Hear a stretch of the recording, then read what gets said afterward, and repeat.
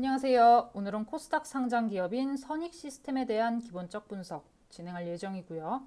기업 소개 후에는 재무, 이슈 및 모멘텀까지 확인해보고 마지막에 정리하는 방식으로 분석해보도록 하겠습니다.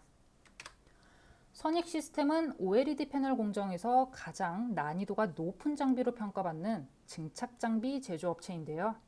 6세대 OLED 대형 증착기를 일본 캐논 도키에 이어 두 번째로 상용화하면서 일본의 독점적 시장 구조를 타파하는 데 성공한 기업입니다.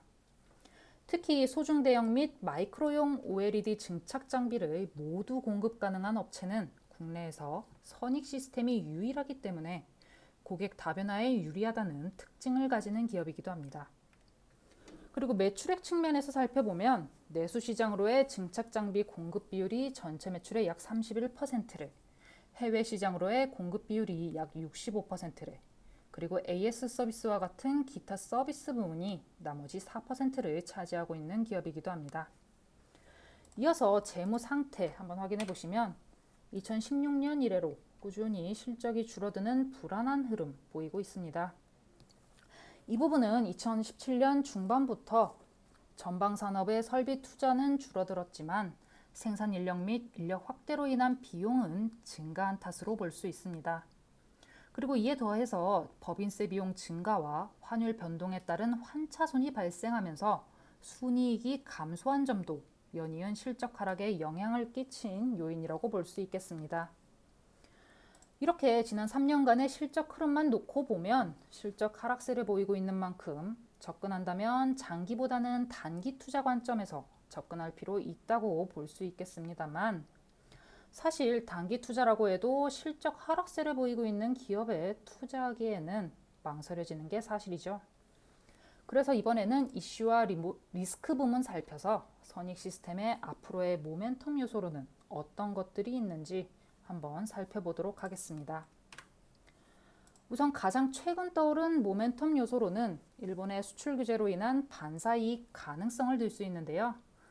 일본이 반도체 디스플레이 소재 부문에서 규제를 진행하면서 일본 제품 비중이 높은 기업들을 중심으로 국산 제품 적용 움직임을 가속화할 것으로 전망되고 있죠.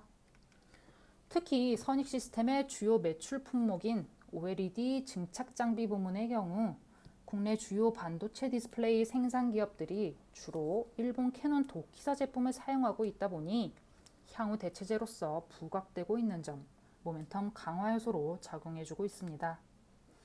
게다가 앞서 LG 디스플레이로부터 수주한 선익시스템의 6세대 증착 장비 라인 2대가 생산 수율이 상승하면서 양산 능력이 검증되고 있는 부분도 앞으로 선익시스템의 증착 장비가 일본제 대체제로서 주목받을 가능성을 높여주고 있는 요소라고 볼 수 있겠습니다.